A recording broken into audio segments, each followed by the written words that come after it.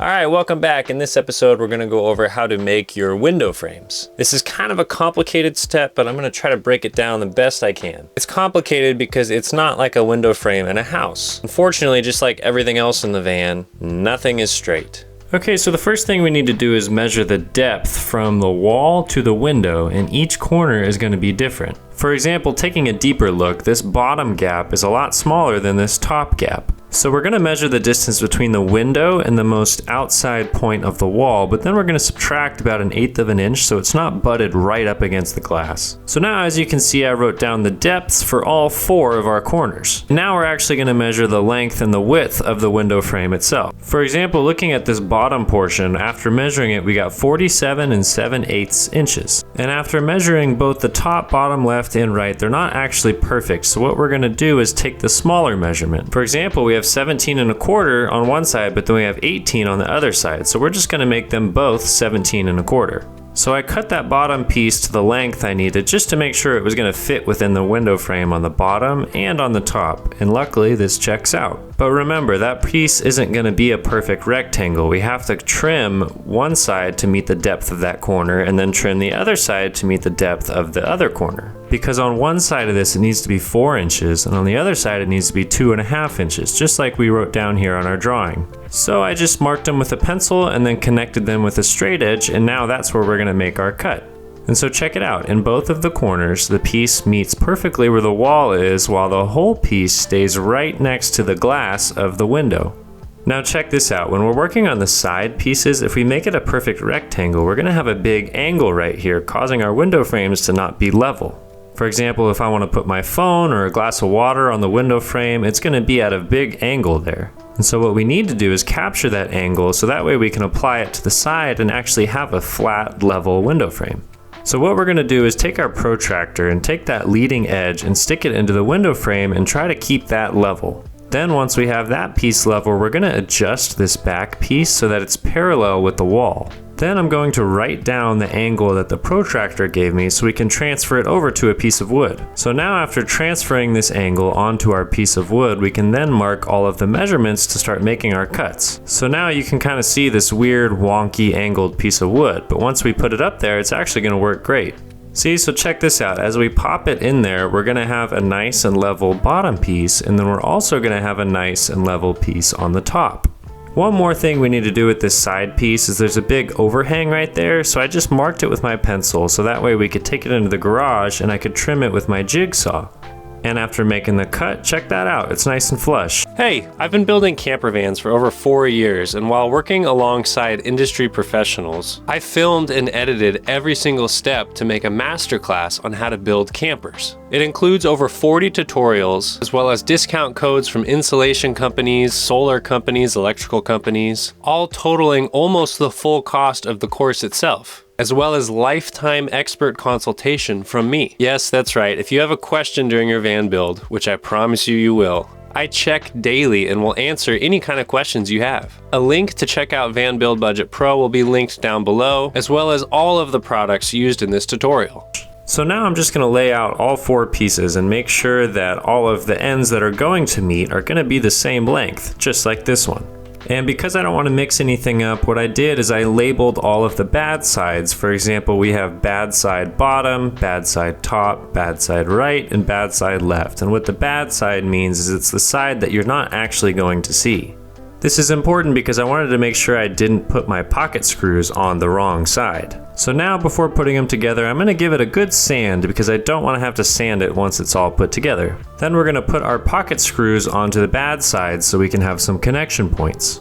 And after putting some screws into place, check it out, it fits pretty good. There's a couple gaps, but that was expected because remember, it wasn't a perfect square. We just wanted to make sure that our actual frame itself was perfect, not the hole for it. So before we start putting the trim together, if you notice, I painted the back side of these black. And this is because when someone looks through the window and the sun's hitting it, I don't want them to actually see the wood. And I also primed the front side white before putting them together. And before installing, I'm going to actually have to put some of these studs on all 4 sides of the window using this Gorilla Glue as well as my brad nailer.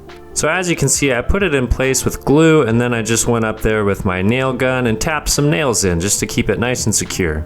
And then here's an example of a piece that's going to go on the side, but if you notice, if you look in the window, you're actually going to be able to see it. So rather than painting it, I just put black tape on the backside.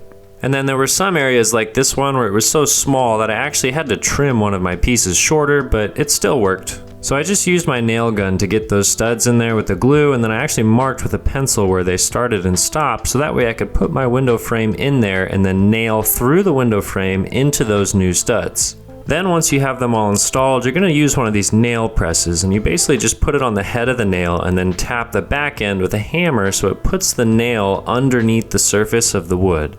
And this enables us to be able to patch it later on. So now we're going to actually start cutting trim. So I'm going to take my measurement from the inside corner to the inside corner just using my measuring stick here. And then you can just pick out whatever kind of trim you want to use, but I found this at Home Depot and I really liked it for our window frames. And if you notice, one side is a 90 degree and one side is curved. So I just want to make sure that that 90 degree is always going to be on the inside. So I started by taking my miter saw and making a 45 degree angle cut on the end. Then what we're going to do is transfer over that measurement that we took from the inside corner to the other inside corner and then run it the length of this trim and then mark it. So that's where we're going to make our next cut. I then marked the angle with my protractor so I could actually see the line, and then had my miter saw set to the 45 degree angle cut, so that way when I follow through I can see exactly where to make my cut. So after making my cut, I went ahead and just held it up into place and double checked that it ran the length from inside corner to inside quarter. And then we're just going to double secure it with that same glue. So I'm going to put the glue on the backside and then hold it up into place and then tap some nails in just like everything else. And if you notice, I'm actually tapping nails into two different pieces of wood. So I'm tapping it into that little frame that we made on the top nails, but then I'm actually, with the bottom nails, I'm tapping them into the thin piece of plywood that we have for the door paneling. Be sure to use appropriately sized nails so they don't poke out the backside. And then right here you can see that I'm actually flexing some of those pieces so those side pieces can match the curve that we have of the window frame. So I just held it up there in place and then applied my nails with the glue behind it. Then once you have all of your nails tapped in, you're just going to use spackle to cover all of those nail heads that you tapped underneath the surface. I'm no spackle expert, but it's not very complicated. I just smear some around the area, and then once it dries, you just have to sand it. Whenever I use those putty knives, I end up just taking too much off, so I found it easier to just smear it with my finger and then just sand it down once it's dry. So now while we wait for all of the spackle to dry over the nail heads, what I'm going to do is use this white paintable latex caulk to cover all of the cracks in the window frame. Because anywhere there's two pieces of wood meeting, you kind of have this ugly looking seam, but we can clean it up here with this paintable caulk. So I just cover the seam with a small bead of caulk and then run my finger across it, just smearing it to fill in that gap. And then I just run my finger over a couple more passes just to clean up any of the excess caulk that's on there.